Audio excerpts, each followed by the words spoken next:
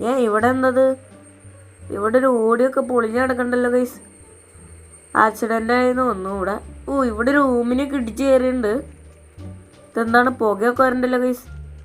ഈ വണ്ടി ഫുൾ പൊളിഞ്ഞു കിട്ടും ഗൈസ്. എൻജിനിൽ നിന്നൊക്കെ പുക വരുന്നുണ്ട്. വണ്ടി ഫുൾ ഡാമേജ് ആയിക്കാണ്. സൈഡിലത്തെ ഡോറൊക്കെ തെറിച്ചു പോയാങ്ങണ്ട്.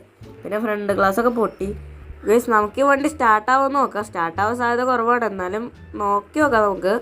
ചിലപ്പോൾ ആയാലോ.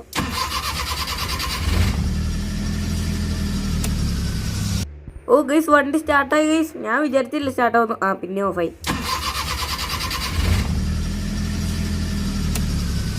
ഗൈസ്. വണ്ടി സ്റ്റാർട്ടായിട്ടുണ്ട് ഗൈസ്. എനിക്ക് തോന്നണം ഈ വണ്ടീനെ ആരും റിപ്പയർ ചെയ്തൊന്നും എടുക്കാൻ പോള.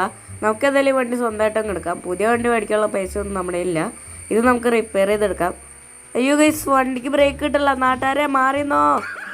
എൻ്റെ അമ്മോ.